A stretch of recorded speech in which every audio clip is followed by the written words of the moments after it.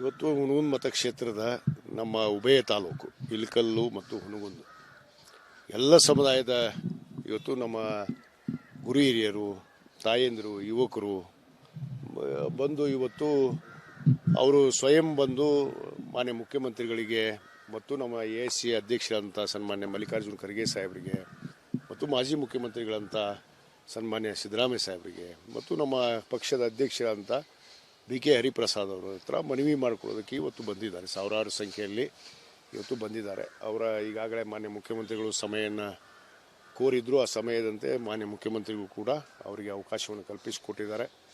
ನಾನು ಮತಕ್ಷೇತ್ರದ ಜನತೆಗೆ ಬಂದಿರುವಂಥ ಎಲ್ಲರಿಗೂ ಕೂಡ ನಾನು ಹೃದಯಪೂರ್ವಕವಾದ ಕೃತಜ್ಞತೆಗಳನ್ನು, ಧನ್ಯವಾದಗಳನ್ನು ಅರ್ಪಿಸ್ತೇನೆ. ಯಾಕಂದರೆ ನನ್ನ ಮತಕ್ಷೇತ್ರ ಕಳೆದ 24 ವರ್ಷಗಳ ಹಿಂದೆ ಏನು 1999ರಲ್ಲಿ ನಮ್ಮ ತಂದೆಯವರಾದಂಥ ಲಿಂಗಕ್ಕೆ SR ಕಾಶ್ಯಪ್ನವರು ಸಚಿವರಾಗಿದ್ದರು. ಅವತ್ತು SM ಕೃಷ್ಣ ಅವರ ಸರ್ಕಾರದಲ್ಲಿ ಸಣ್ಣ ಕೈಗಾರಿಕಾ ಸಚಿವರಾಗಿ ಕೆಲಸವನ್ನು ಮಾಡಿದರು. ತದನಂತರ ನಮ್ಮ ಮತಕ್ಷೇತ್ರಕ್ಕೆ ಅವಕಾಶ ಸಿಕ್ಕಿಲ್ಲ ಅನ್ನೋದು ಒಂದು ಬಹುದಿನದ ಬೇಡಿಕೆ.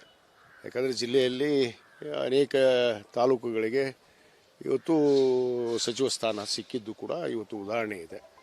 ಅದರಲ್ಲಿ ನಮ್ಮ ಹಿರಿಯ ನಾಯಕರಂಥ ಸನ್ಮಾನ್ಯ HY ಮೇಟಿ ಅವರಾಗಿರ್ಬೋದು, ಮತ್ತು ನಮ್ಮ ಇನ್ನೋರ್ವ ನಾಯಕರಂಥ SR ಪಾಟೀಲ್ ಅವರು, RB ತಿಮ್ಮಾಪುರ ಅವರು 4 ಬಾರಿ ಕೂಡ ಸಚಿವರಾಗಿದ್ದಾರೆ. ಈ ಒಂದು ಸಮುದಾಯ ವೀರಶೈವ ಲಿಂಗಾಯತ ಸಮುದಾಯಕ್ಕೆ ನ್ಯಾಯ ಒದಗಿಸಬೇಕು ಅನ್ನೋದಷ್ಟೇ ಅಲ್ಲದೆ ಎಲ್ಲ ಸಮುದಾಯಗಳು ಕೂಡ ಇವತ್ತು ನಾವು ಒಗ್ಗೂಡಿಕೊಂಡು ಹೋಗುವಂಥದ್ದು. ಯಾಕಂದರೆ ಜಾತ್ಯತೀತ ತಳಹದಿ ಮೇಲೆ ಬಂದಿರುವಂಥ ನಮ್ಮ ಪಕ್ಷ, ನಮ್ಮ ಪಕ್ಷದ ಸಿದ್ಧಾಂತದಂತೆ ಇವತ್ತು ನಡೆಯೋದಕ್ಕೆ ನಮ್ಮ ಜಿಲ್ಲೆಯಲ್ಲಿ ಕೂಡ, ಇಡೀ ಜಿಲ್ಲೆಯಾದ್ಯಂತ ಕೂಡ ಇವತ್ತು ಈಗಾಗಲೇ ಅನೇಕ ಬಾರಿ ಪ್ರತಿಭಟನೆಗಳನ್ನು ಏನು ಹಕ್ಕೊತ್ತಾಯವನ್ನು ಮಾಡಿದ್ದಾರೆ.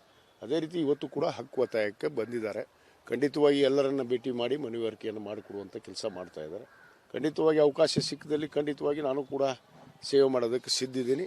ಯಾಕಂದರೆ ನಾನು ಕಳೆದ 50 ವರ್ಷದಿಂದ ನಾನು ಕಾಂಗ್ರೆಸ್ ಪಕ್ಷದಲ್ಲೇ ತಂದೆ ತಾಯಿ ಮಗನ ನಾನು ಇವತ್ತು ಪಕ್ಷದಲ್ಲಿ ಇವತ್ತು ನಿರಂತರವಾಗಿ ಸೇವೆಯನ್ನು ಸಲ್ಲಿಸ್ಕೊಂಡು ಬಂದಿರುವಂಥ ಹಿನ್ನೆಲೆಯಲ್ಲಿ ಮತ್ತು ಸಂಘಟನಾತ್ಮಕವಾಗಿ ಆರ್ಗನೈಸೇಷನ್ ಲೆವೆಲ್ಲಿಂದ ಬಂದಂಥವನು, ವಿದ್ಯಾರ್ಥಿ ಕಾಂಗ್ರೆಸ್, ಯುವ ಕಾಂಗ್ರೆಸ್ ಇವತ್ತು ಈ ರೀತಿ ಗುರುತಿಸ್ಕೊಂಡು ಇವತ್ತು ನಾನು ಶಾಸಕನಾದಂಥವನು. ಆ ಒಂದು ನಿಟ್ಟಿನಲ್ಲಿ ನಮ್ಮ ವರಿಷ್ಠರು, ನಮ್ಮ ನಾಯಕರಾದಂಥ ರಾಹುಲ್ ಗಾಂಧಿಯವರು ಕೂಡ ಇವತ್ತೇನು ಹೊಸಬರಿಗೆ, ಯುವಕರಿಗೆ, ಸಂಘಟನೆಯಿಂದ ಬಂದಂಥವ್ರಿಗೆ ಗುರುತಿಸಬೇಕು ಅಂತ ಅನ್ನೋದನ್ನು ಹೇಳಿದ್ದಾರೆ. ಅದರ ರೀತಿಯಲ್ಲಿ ಖಂಡಿತವಾಗಿ ಗುರುತಿಸಿ ಈ ಬಾರಿ ನನಗೂ ಕೂಡ ಅವಕಾಶವನ್ನು ಕಲ್ಪಿಸಿಕೊಡ್ತಾರೆ ಅನ್ನೊಂದು ವಿಶ್ವಾಸ ಇದೆ. ಯಾಕಂದರೆ ನಮ್ಮ ಜನರ ಬೇಡಿಕೆ ಕೂಡ ಭಾಳಷ್ಟು ಆಗಿದೆ ಜಿಲ್ಲೆಯಾದ್ಯಂತ. ಆ ನಿಟ್ಟಿನಲ್ಲಿ ಖಂಡಿತವಾಗಿ ಅವಕಾಶ ಒದಗಿಸಿಕೊಡ್ತಾರೆ ಅನ್ನೋದು ವಿಶ್ವಾಸ ನನ್ನಲ್ಲಿದೆ. ಕೆಲವರು ಹೈಕಮಾಂಡ್ ನಾಯಕರನ್ನು ಭೇಟಿ ಮಾಡಿ ಲಾಭವನ್ನು ಮಾಡ್ತಾ ಇದ್ದಾರೆ. ಇಂಥ ಸಂದರ್ಭದಲ್ಲಿ ತಾವು ಯಾವ ರೀತಿಯ ಪ್ರಯತ್ನಗಳನ್ನು ಮಾಡ್ತಾ ಇದ್ದಾರೆ? ನೋಡಿ, ಈ ಮೊದಲು ಕೂಡ ಹೇಳಿದ್ದೆ ನಾನು, ನಮ್ಮ ರಾಜ್ಯ ನಾಯಕರು ಮೊದಲು ನಮ್ಮ ಹೆಸರನ್ನು ಸೂಚನೆ ಮಾಡಿದಾಗಲೇ ತಾನೇ ವರಿಷ್ಠರು ಅದನ್ನು ಕೈ ಎತ್ತುಕೊಳ್ಳೋಕ್ಕೆ ಸಾಧ್ಯ. ಇವತ್ತು ನಮ್ಮ ದೇವರುಗಳು ಇಲ್ಲೇ ಇದಾವಂತ ನಾನು ಹಿಂದೆ ಕೂಡ ಹೇಳಿದ್ದೆ.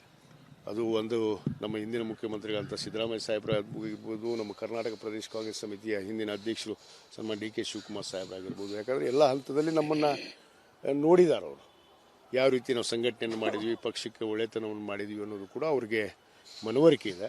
ಖಂಡಿತವಾಗಿ ಇವರು ಒಪ್ಪಬೇಕು. ಮೊದಲು ಇವರು ನಿರ್ಧಾರವೇ ಅದು ಅಂತಿಮ ನಿರ್ಧಾರ ಆಗುತ್ತೆ. ಈಗಾಗಲೇ ವರಿಷ್ಠರು ಕೂಡ ನಾವು ಮನವಿಯನ್ನು ಮಾಡ್ಕೊಂಡಿದ್ದೀವಿ.